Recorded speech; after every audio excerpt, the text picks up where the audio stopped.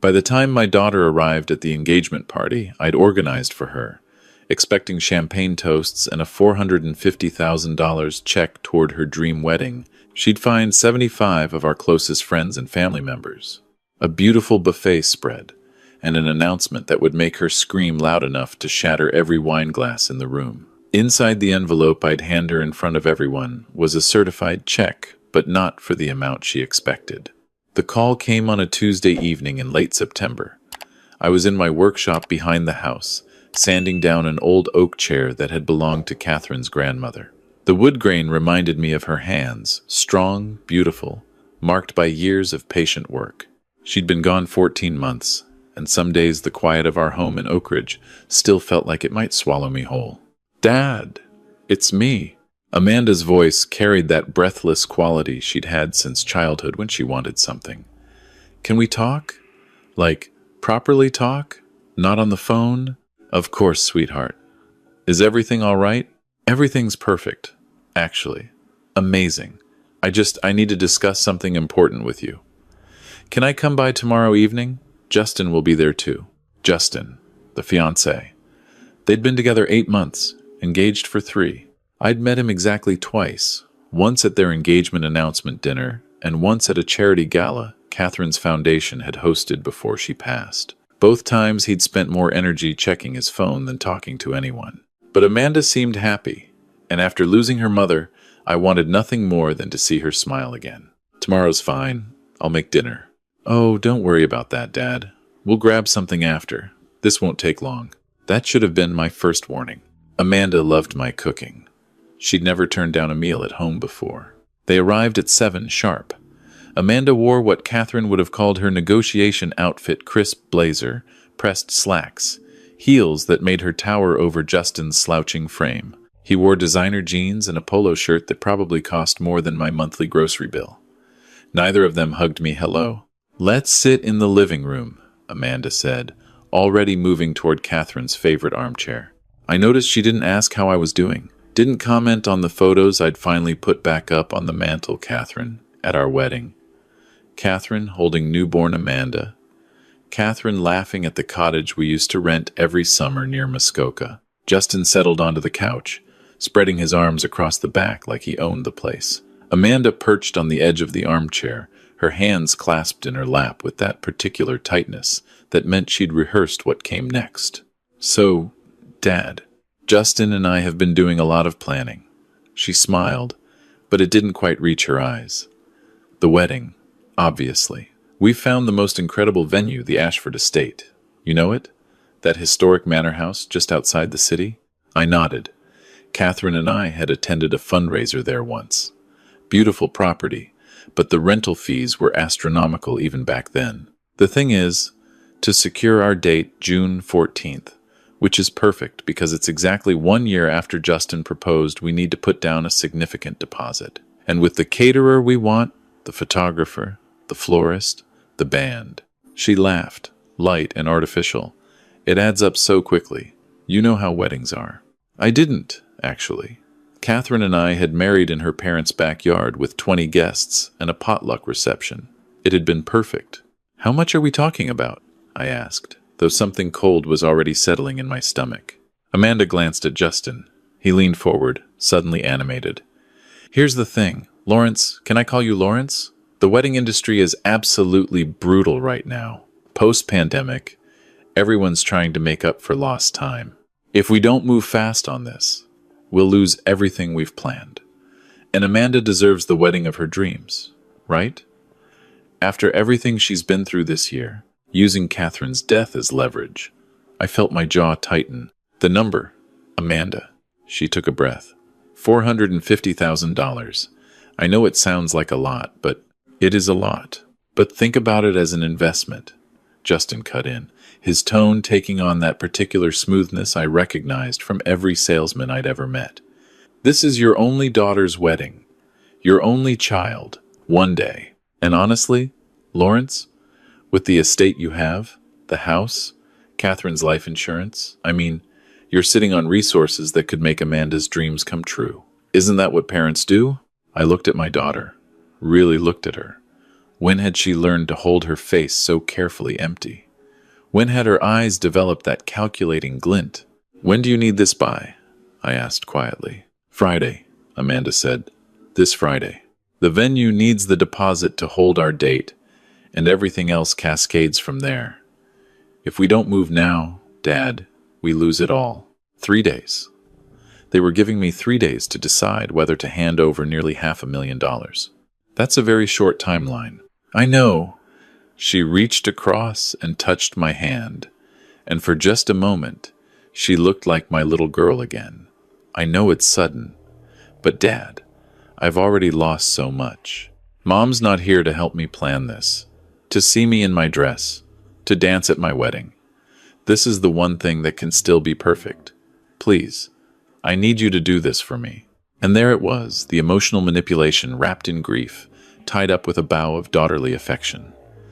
I recognized it because I'd been doing the same thing to myself for 14 months. Every time I said yes to something I shouldn't, every time I wrote a check, I knew Catherine would have questioned. I told myself it was because of the loss, because Amanda needed extra support, because I was the only parent she had left. "Let me think about it," I said. "This is a significant amount of money. I need time to consider how it impacts my financial situation, my retirement planning." "Your retirement?" Justin actually laughed. "Lawrence, no offense, but you're 64 years old. You've got the house paid off, the pension from 30 years at the school board, Catherine's insurance payout. You're set.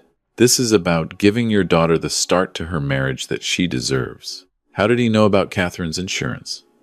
How did he know about my pension? We'd never discussed my finances with anyone outside the family.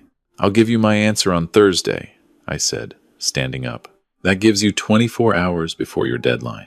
Amanda's face went through several expressions very quickly: surprise, frustration, calculation. She stood as well, smoothing her blazer. "Thursday evening? Thursday afternoon. Call me around 3. They left without the dinner invitation I'd half expected Amanda to extend. Through the window, I watched them sit in Justin's BMW for nearly 10 minutes before driving away. They were arguing. I could see Amanda's hands moving in sharp, agitated gestures. I stood there in the quiet house, Catherine's house, our house, and felt something shift inside me. It wasn't suspicion yet, not quite, but it was close. That night, I couldn't sleep. I kept thinking about the number, $450,000 for one day. Even accounting for inflation and the premium wedding market, it seemed excessive. Catherine had served on the boards of half a dozen charitable organizations. I'd attended enough fundraising galas to know what things cost in this city. A beautiful wedding at a prestigious venue, fully catered, photographer, band, you could do all of that for maybe $150,000. Possibly $200,000 if you went truly extravagant. So where was the other $250,000 going? At 2 in the morning, I got out of bed and went to my office. Catherine had always been the organized one, but in the months after her death, I'd learned to navigate the filing systems she'd left behind.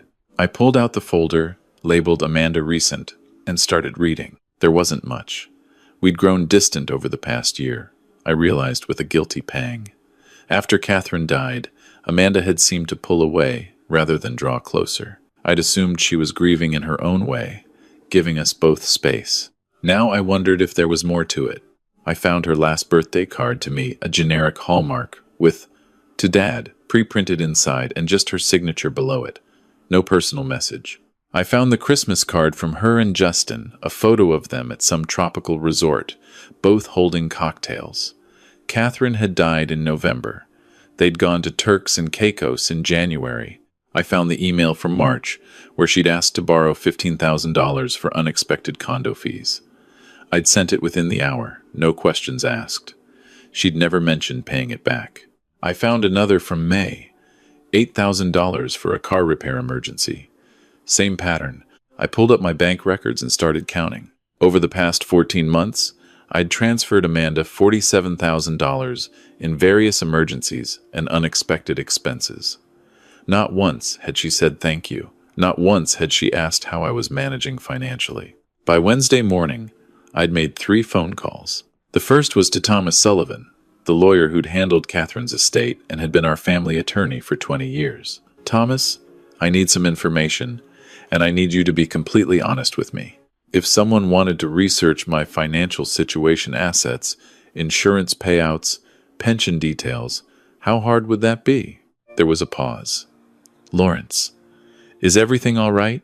Just answer the question, please. Well, most of that information isn't public record, but it's not Fort Knox either. If someone had access to your tax returns, or mail, or even just casual conversations over time, they could piece together a fairly accurate picture. Why? Has someone approached you about money? My daughter wants $450,000 for her wedding. By Friday. Another pause. Longer this time. That's quite a lot for a wedding. That's what I thought. Thomas, if I were to give her this money, what would be the best way to protect both of us? In case there are issues down the road, don't give it to her at all, he said bluntly. I'm speaking as your lawyer and as someone who's known your family for 2 decades. That amount, that timeline, those pressure tactics, Lawrence, this has red flags all over it. But if you're determined to help, at minimum, you'd want documentation. A loan agreement with clear terms. Or if it's a gift, an advance on inheritance with proper legal paperwork. You'd want to know exactly where the money is going, invoices from vendors, contracts with the venue. You'd want transparency.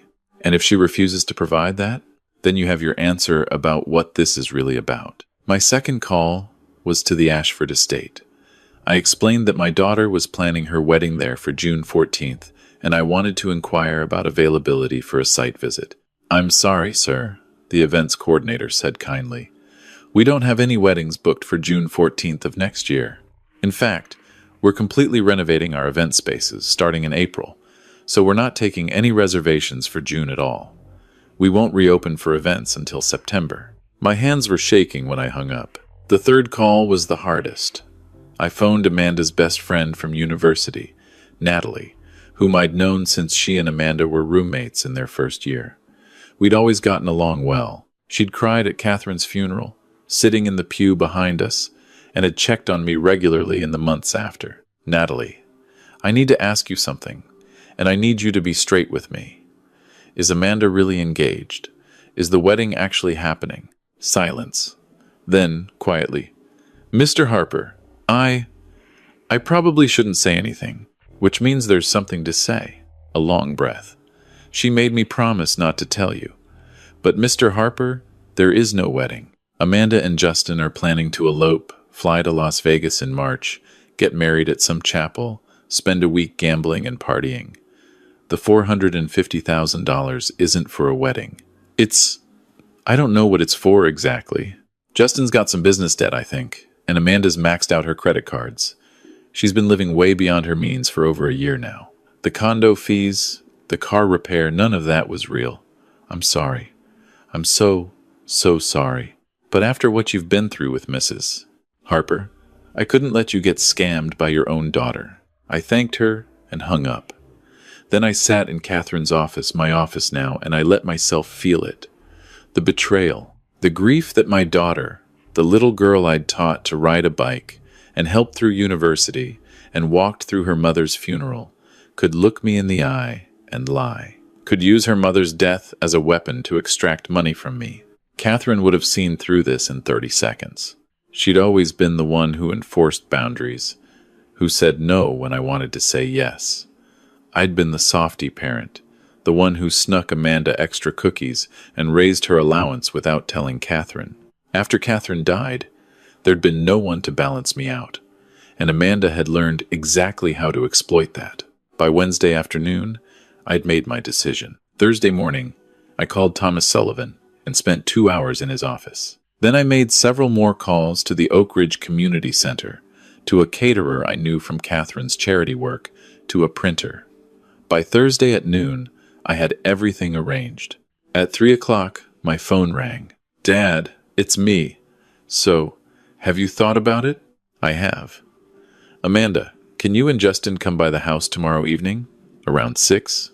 Tomorrow's Friday. We need the money tomorrow, Dad. The deadline. I know. I'll have your answer tomorrow at 6. Trust me, sweetheart. This is something I need to do in person. But Dad, 6 o'clock, Amanda. I'll see you then. I hung up before she could argue further. Friday evening. They arrived at 5:45. Early in their eagerness, I met them at the door. Change of plans, I said cheerfully. We're going to the community center. Amanda's face went pale. What? Why? Dad, we just need... There's something I want to show you both. It'll only take an hour. Humor me. I could see Justin's jaw working, the calculations running behind his eyes. But they couldn't refuse without showing their hand too obviously. They followed me to my car. The community center was lit up beautifully. I'd called in favors from every volunteer organization Catherine had worked with over the years. The main hall was decorated with simple elegance, white tablecloths, centerpieces of autumn flowers, soft lighting. About 75 people mingled inside, many of them holding champagne flutes. What is this? Amanda whispered. Your engagement party, I said. I thought, if you're getting married in June, we should celebrate properly now. Let all our friends and family share in your happiness. I watched the color drain from her face. Watched Justin's expression cycle through confusion, panic, and something close to rage. Dad, we didn't want a big... Nonsense. Come on. Everyone's waiting. I'd invited neighbors, Catherine's friends, distant relatives, people from my old teaching colleagues, members of the charity boards Catherine had served on. I'd even invited Natalie, who stood near the back, her eyes wide and sympathetic. The room fell quiet as we entered. I took a microphone from the small sound system I'd rented. Everyone, thank you so much for coming on such short notice. As you all know, my daughter Amanda and her fiancé Justin are planning their wedding for next June, and I wanted to gather everyone together to celebrate this happy occasion with them. Polite applause. Amanda's smile looked like it might crack her face.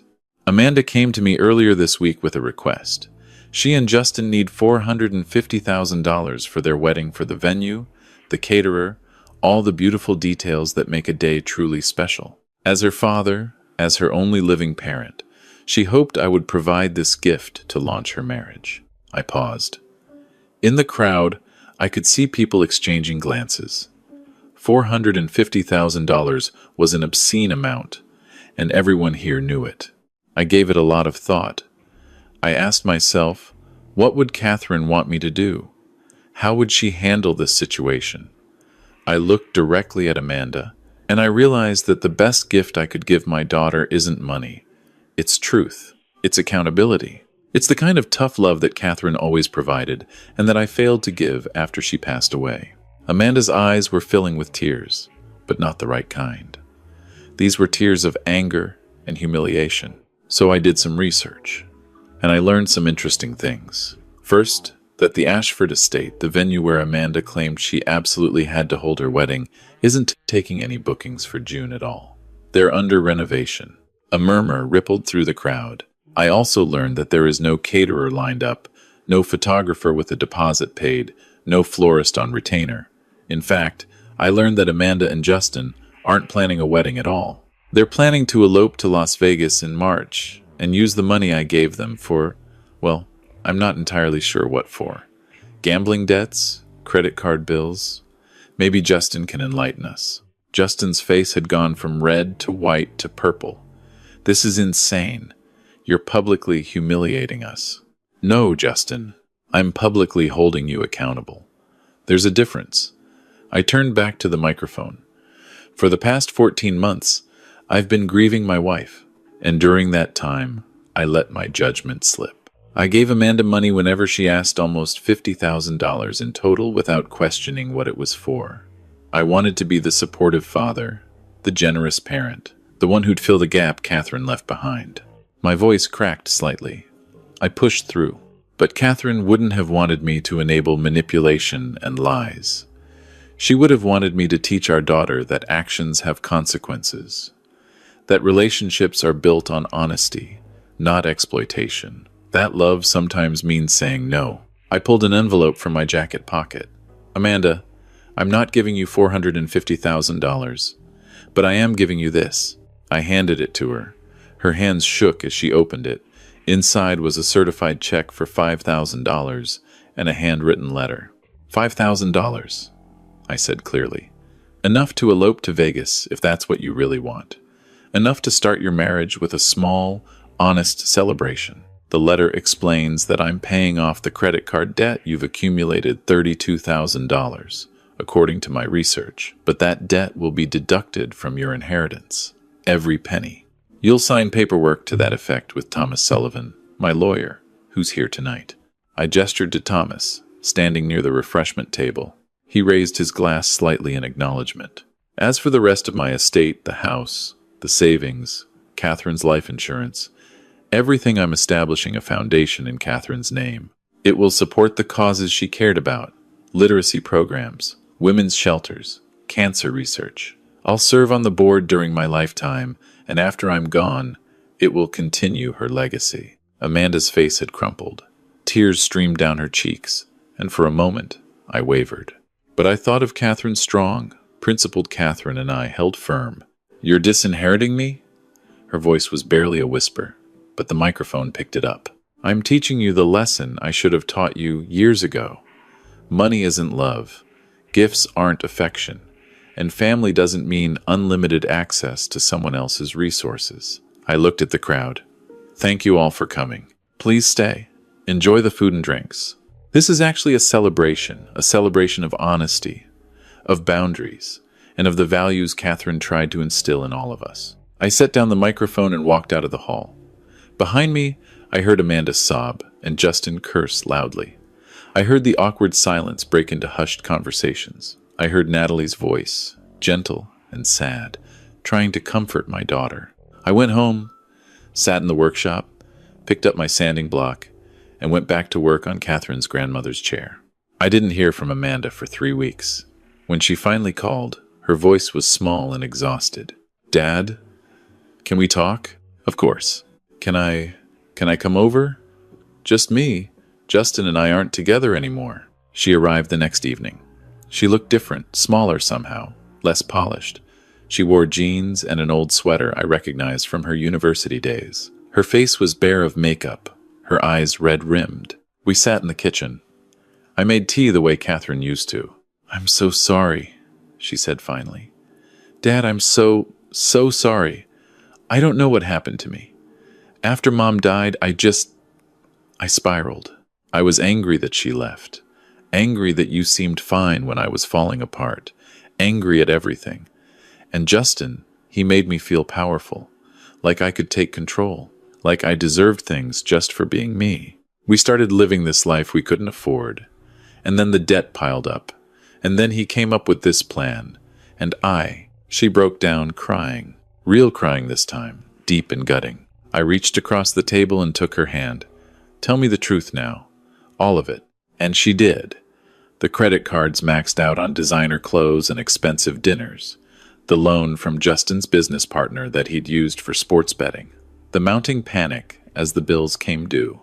The realization that I was vulnerable in my grief and that she could manipulate that vulnerability. We were going to take the money and run, she whispered. Move to another province, start over. Justin had it all planned. And I went along with it because I was too weak to stop it. Because somewhere along the way, I stopped being your daughter and became someone I don't recognize. I squeezed her hand. The good news is, you're recognizing it now. That's the first step. We talked for hours. I told her about my own struggles after Catherine died. The loneliness, the second guessing, the desperate need to feel needed by someone. We talked about grief counseling, about financial counseling, about rebuilding trust. I don't expect you to forgive me, she said as she was leaving. I don't deserve it. Forgiveness isn't about deserving, sweetheart. It's about healing, for both of us. But forgiveness and boundaries aren't mutually exclusive. I can love you and still protect myself. She nodded, tears streaming down her face. The foundation, Mom's foundation. Can I volunteer there? Help with it? I don't want money. I just want to do something that would make her proud. I'd like that, I said. I'd like that very much. 18 months later, I stood in the workshop, applying the final coat of varnish to the chair. It had taken me nearly 2 years to restore it completely, but it was beautiful now, the wood grain glowing, the joints solid and true. Amanda was coming for dinner. She came every Sunday now, had for the past year. She'd gotten a job as an administrative assistant at one of the charities Catherine had supported. The pay wasn't spectacular, but she was good at it. She'd moved into a modest apartment, downsized her life, started therapy. She'd even started paying back the $32,000, sending me small amounts each month even though I'd told her it wasn't necessary. "I need to," she'd insisted. "For me, not for you." The foundation was thriving. We'd funded 3 literacy programs and contributed significantly to a new women's shelter. Amanda had taken on more responsibilities there, learning about budgets and fundraising and the work Catherine had loved so much. Sometimes, on those Sunday dinners, we'd talk about Catherine. Amanda would share memories I'd forgotten, small moments between mother and daughter that I hadn't witnessed. We were building something new, she and I. Not the relationship we'd had before, because that one had been broken beyond repair, but something more honest, more real. I carried the chair inside and set it in the living room, next to the photos of Catherine. It looked right there, like it had finally come home. My phone buzzed with a text from Amanda. "Running 10 minutes late, picked up dessert. Your favorite apple pie from Murphy's. See you soon, Dad. Love you." I typed back. "Take your time. Love you too, sweetheart." I looked at Catherine's photo on the mantel, her smile, her knowing eyes. "I think I got it right this time," I said quietly.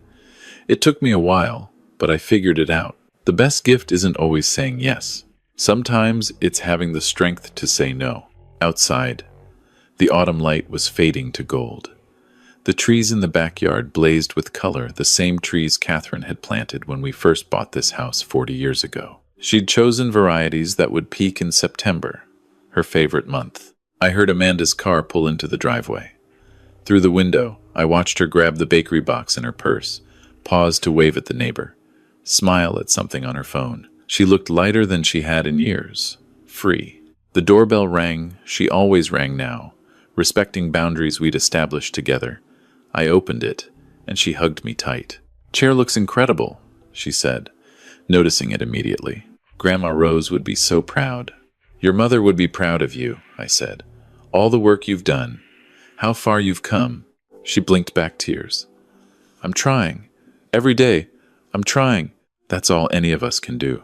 We moved to the kitchen, fell into the comfortable rhythm of preparing dinner together. She told me about her week, a challenging client at work, a fundraising idea for the foundation, a book she thought I'd like. I told her about the chair restoration, about running into old teaching colleagues, about finally sorting through the last boxes of Catherine's things in the attic. "I found something you'll want," I said, pulling out a small jewelry box.